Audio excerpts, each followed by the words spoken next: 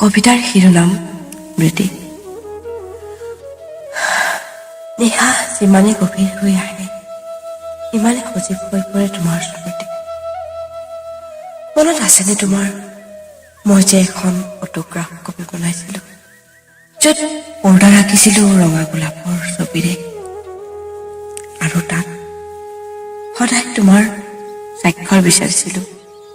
তুমি লিখিছিলা তোমাৰ হাতৰ কোণত প্ৰবাল খটোৱা আঙুঠি পিন্ধা তৰ্জনী আঙুলিটো, আৰু বুঢ়া আঙুলিটোৰ মাজত থকা 55 টকীয়া চাইনিজ ফাউণ্টেন কলমটো।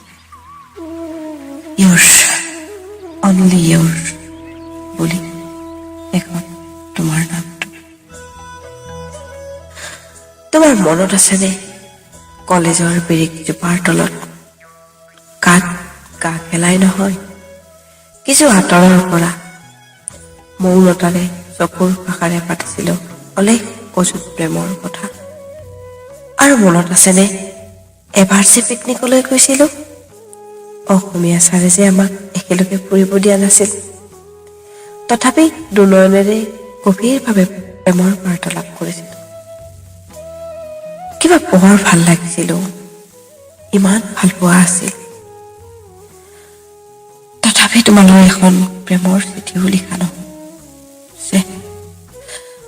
তুমি চাগে পাহৰিলা, তোমাৰ চাগে স্মৃতিবোৰো থোপৰ হল।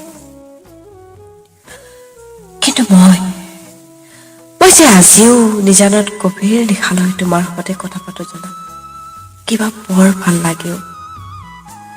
খুব নাই তোমাৰ প্ৰতি যৎকিঞ্চিতো, নাই কোনো অভিমান। ভাল পাওঁ তোমাক গভীৰভাৱে আজিও, কাৰণ মই জানো বাসনাহীন স্বাৰ্থহীন পবিত্ৰ প্ৰেম সদায় অগাহ ফুল পাহৰ দৰে নিষ্পাপ আৰু শুভ্ৰ। কবিতাৰ ৰচনা আৰু পাঠ ৰিংকুমণি দাস বৰ্মনৰ।